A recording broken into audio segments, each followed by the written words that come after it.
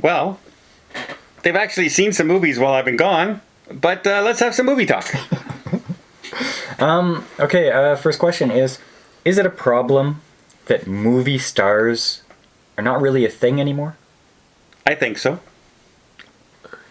Yeah, that's a problem. Why? Because guess what? People recognize a YouTube person more than they recognize blockbuster stars nowadays. Which, that's fine. Not really, because the stars, like, I should want to see a star in a film. Right? I could not wait to see Stallone movies. I could not wait to see Schwarzenegger, Harrison Ford, Sandra Bullock movies. I could not wait to go see these stars in the theater. And there's nobody out there right now, under 40, that I would say, I gotta see that person. Yeah, all the names are over 40. Yeah. I feel two ways about this. Because, yeah, I think that the star power that people had was awesome, and, you want to see... But now, the stars have stopped, like there was a distance, right? They did their movies, and then there was sort of a mystery about them. But now they go and they're all spilling like all their political views and all of their social views about everything. And it's making people, like, they're destroying their own star power. Okay? Because when they do this, other people are looking at them saying, oh, well, they're just like me. And it takes that authority out of it. You know what I mean? Like that distance. It takes it away. Mm-hmm. And I think that's what's destroying their own star power. It's not that their studios aren't promoting them properly. It's that they're making themselves just like everyone else. Just like regular people, or they're saying really, to a lot of people, a lot of dumb things on social media. Yeah. And then you kind of like, maybe I don't want to watch them anymore. Right. Like, look, an example, Alyssa Milano. Okay. Mm-hmm. She says a lot of stupid things on, Twitter or whatever. And it makes you, like, at one time, yeah, she was a star. And now you're like, well, it's a star. I don't really want to... Well, it's just like bad green screen. It takes you out of the movie, right? So when I'm watching maybe Alyssa Milano or Sean Penn or whoever... Brie Larson. You're saying, oh, now I'm thinking about all the stuff in regular life is taking me out of the movie. Yeah. And you lose that awe for them. But also, there's no longer an allure to the stars. Right? There is no young person. Like, studios used to hire an actor and book them for a ton of films only with them. And now they jump from studio to studio to studio. You'll see somebody in a DC movie, and then next month they're in a Marvel movie. You know what I mean? Yeah, they're just chasing the money. But how much of that is because movies have turned into, like, reboots and sequels? Oh. Like, we don't really have original properties anymore that come along and, oh, there's that actor doing this movie. It's the same group doing all these sequels. And yeah. Well, that's because you have the same writers writing everything for everybody. Well, I think the studios are now learning that, our tentpole flagship stuff isn't selling like it used to. We better come up with some new stuff. I don't think they're learning that yet. I think they are. Wait till Disney's fourth quarter earnings report this year for their movies. Disney keeps doubling. We keep saying that. We keep saying, "Oh, Disney's got to learn this year. This year is the year that Disney learns." Well, they're firing more and more people, and I still say Kathleen Kennedy's gone this year. So yeah, we've been saying that for 3 years. No, I think she's gone after Indiana Jones. We'll see. Okay, this one is more along my interest right now. Is Korea becoming a new Hollywood? No. I mean, they have their own... Well, you think of it. They had Squid Game, Parasite. There's that other one that I watched. I can't remember the name of it, but I watched 2 seasons of it. The one where they're in a city where everybody disappears and they can't escape. Yeah, it's like a game. Yeah, I can never remember the title either. But not only that... Netflix in this period of the writer's strike, they're like tripling down on Korean dramas because they're getting so popular. So popular. Do I think that Korean films are gaining more traction? Yes. Do I think it's going to be as big as, like, Hollywood? No. But once people figure out that, oh my God, there are other places in the world that can make good movies, and Hollywood is not so great right now. Yeah. Hollywood is actually boring. And to see stuff coming out of Korea That's interesting. that is actually good stuff, would people start gravitating towards those? See, I remember a time when like the States would see these foreign concepts and do an American version of the foreign concept, right? And they would generally do an okay job at it. Well, They stopped doing that. they've stopped doing that because they all have the big budget stuff now. But also, the Korean and other don't have all the baggage that we're throwing on in North America. They're not politically correct. That's one of the things that draws people to them, They I don't think. mind being sexualized, men and women, in there. The thing I notice over there is that they still have men doing traditionally male roles, and the women are still feminine. Yeah. And you don't have that now, even in video games over here, or cartoons. Although I've watched, female cops, Korean shows and everything, they're kicking butt just like the men. But they're still women in there. They still act like women who are tough, which is fine. Like, that's the difference, right? And they also get tossed around a lot, which you don't see in North American films too much. What I found interesting is, while over here we only have reboots and sequels and stuff like that. Like, think of an original movie over here in the last little while. It's hard. But then you watch a Korean movie and you have, there's an app on your phone that tells you who is in love with you if you walk within a certain distance of them. So, that's a neat concept. Or a whole series about an autistic woman who becomes a lawyer. Say, how is this going to work out? And that's a neat concept. Yeah. That's the Incredible Attorney Woo. Attorney Woo. I really enjoyed that. I watched it twice, the whole series. Yeah. And so I'm thinking, there's all of these shows out that I am choosing to watch on Netflix over the English stuff that they have on there. And not only that, how many different shows can you have about Chicago? There's Chicago Hospital, Chicago FBI, Chicago Special Forces, Chicago. CSI this, CSI that. Yeah, yeah, and that's why, I used to watch that Bull, which was, he's a trial scientist, not a lawyer. So it was a little different perspective on things. Well, that show's off the air, and I have not watched a single television show from North America in a year and a half now. Because there's nothing that's drawn my attention to it. What is the one movie that dazzled you? Dazzled? You define Like dazzled. recently? You know what? All time. Like, Back to the Future. why? It's perfect. What was dazzling about It's it? the perfect movie. And that's what dazzled you? There's no movie that is more perfect than this. I am dazzled. Yeah. It's got the right tone of science fiction and comedy. The roles were played, like the chemistry between Doc and Marty was insane. Even the opening scene where you've got all the clocks, right? All the clocks are just ticking, and he shows up on his skateboard, and the skateboard hits the plutonium under the table. It was all right from the beginning of that movie. It's captured you. Even the music. The music was The appropriate. music, Yeah. and when he hits the electric guitar and he goes flying the big speaker. Like, the whole movie was so well done. That's my vote for the perfect movie. Yeah. And there's little tiny things in the movie, like when he runs over one of the pine trees when he goes back into time, and so all of a sudden the Twin Pines Mall is now the Lone Pines Mall. Like, little things like that you don't even really notice while you're watching it until you've watched it a couple of times. Things like that. It's the perfect movie. Dazzled, I got to go with the original Star Wars. Because I was young when I saw it.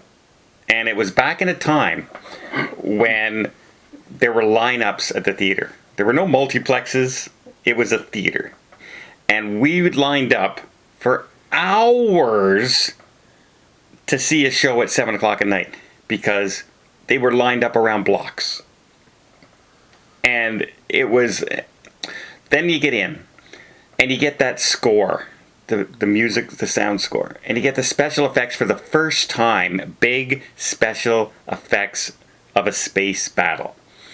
you get the lore of, the Force. You have new characters coming online, like Harrison Ford. We have no idea who these guys are, and they become big superstars in the future. Big actors. The musical score, the action, the lore, and it's a simple rescue the princess story.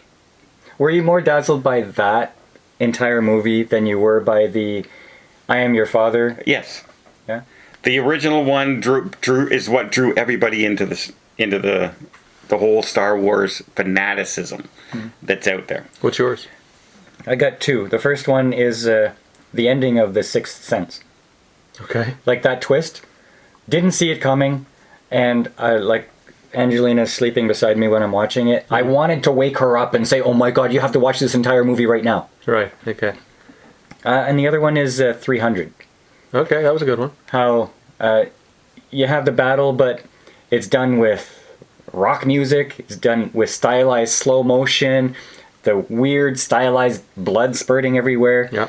And then at the end, the narration you find out is actually them telling the story to egg on the troops before the big battle. And so now that's why it's over exaggerated. And You have all the alpha male bodies there. You just I want to be like that. Right. And it was just so much adrenaline and the weird fantasy version of the bad guys as they're invading. Yeah.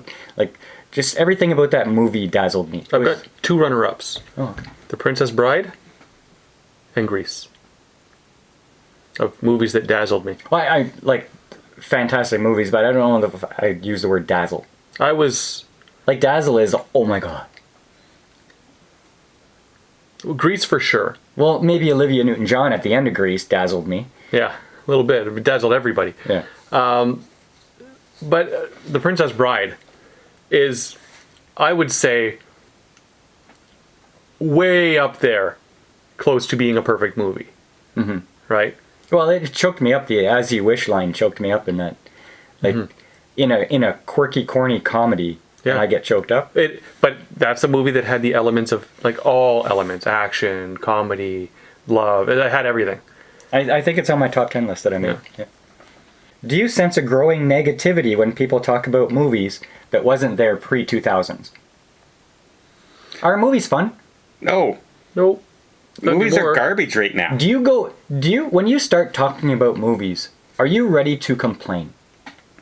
Unfortunately, I feel I'm more going to complain than I normally would be, but they deserve it.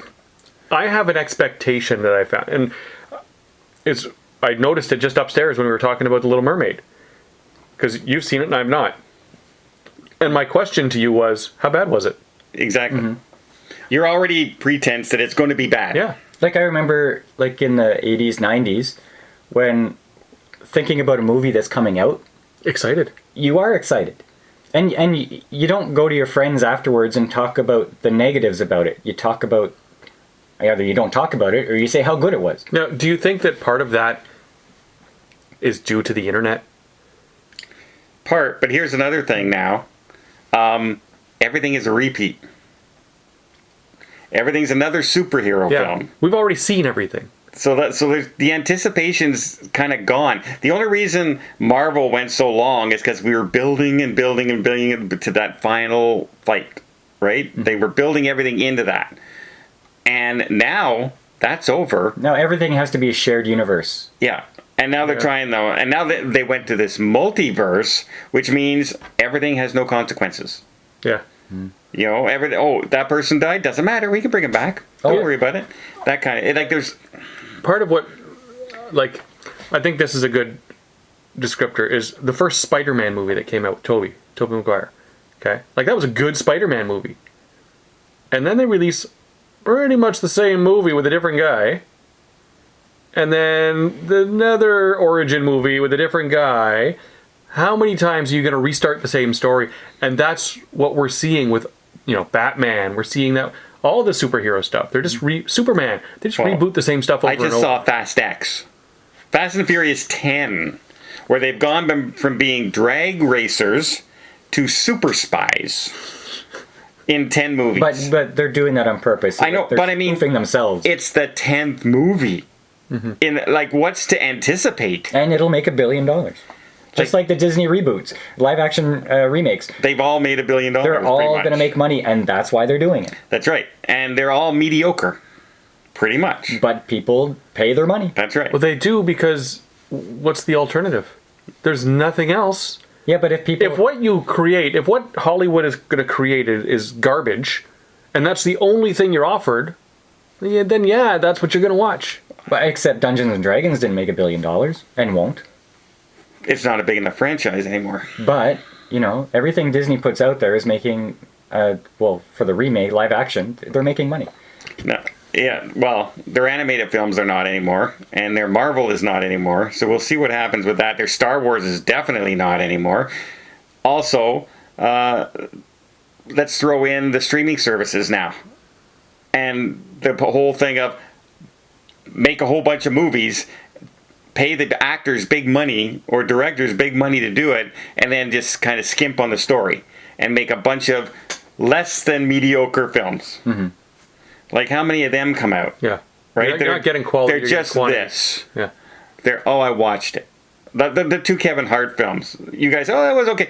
Die Hard? They cost like $15 to make. They make it in their backyard, and Kevin Hart banks all the money. And it was unscripted almost. It just, I'm going to Kevin Hart for an hour. I hate those movies, and those are the movies that the streaming services were making. Their series, on the other hand, are pretty good usually. Like, Queen's Gambit and The Flash, when they bring out good series. Their movies are all most of the time. So final question, I didn't write this down, but it kind of ties into this a little bit. You can time travel. Mm-hmm. And you can go back in time and warn media executives of whatever, a filmmaker or a studio or whatever, don't do this because ... Okay. I would go back and say, hey, Disney, don't start Disney Plus. Because, first of all, it's dragged down their product. They no longer have a back-end money maker. They used to get billions of dollars from Netflix for selling all their properties to Netflix and other streaming services that were coming online. And the third market, like selling DVDs and all that. They got none of that money anymore. It all goes to Disney Plus, and Disney Plus is just subscriber base, which has been losing billions of dollars every quarter. Not just yearly, quarter of a year. And it takes money from away from all their other projects. Yeah, so their parks and everything. They're spending a lot of low budget money on like Falcon and Winter Soldier. And that just damages your other properties, right? Exactly, which makes it... Who's interested in seeing the new Captain America Falcon movie, whatever they're going to call it? There is zero interest in that because of what they've done with the series. Like, the series was a flop, and it brings it down. Disney Plus is a flop. I thought you were going to say don't hire Kathleen Kennedy. That's one. That's a good one. I would go back and I would talk to the execs at DC and tell them not to release the Batman versus Superman movie before you have origin stories for all your main characters. They went into the universe too soon. Well, the Batman versus Superman was okay. It was the Justice League they jumped in too soon. Yeah. But I would say give everybody their story and maybe a few movies, not just one, and then create the Justice League. Because with the way they did it, nobody cares. Okay. I'd go back. You were going to skip me. No. I said, okay. I'd go back and talk to the big people at Pixar and Disney. I'd say, listen, Disney is animation. Okay, you want to do your live action remakes? Fine. Okay, it's going to make you a lot of money. But Disney is animation. And you have to remember what has made your animated features so loved. Is that they were magical, they were for kids, that adults could also enjoy. So if you go ahead and you take the fun out of things, like making a sad Up, like making a dour Soul, Raya and the Last Dragon, which does not have that fun magic, you are going to lose your entire business. because it's all stopped at Frozen. Encanto was okay, but nobody's talking about Encanto. You need Frozen and Cars and all the stuff that made them huge. Well, here's the fun thing. We have Encanto, right? There's another one out there that was based on Mexico and the Night of the Dead. Coco. Everyone has a hard time even remembering the movie Yes. Coco. Yes. Now, here, you know why? Because they're focusing on certain populations. Well, and instead of making mass market Yeah, films. yeah. what made Encanto so good was the musical scores. Yes. Well, they started doing, okay, well, let's tell a story about Hawaii. Let's tell a story about the southern black girl in this community. Coco, Encanto. Okay, but what they were doing previously was Frozen, Cars, Toy Story. They weren't They're about mixing it up. They weren't about cultures. Yeah. And they were about, well, some of them were about music. And that was inspiring because kids remember songs. Or they were about sing songs. Emotions. Like the one where the girl has all the emotions in her. Make movies fun for everybody. And stop telling us stories about what you want to tell us about. Well, that's a weird thing to say. Stop No. making movies about what you want to tell us about. About your agenda of something. No agenda. Okay. Just make it fun and entertaining. It's a weird thing to say.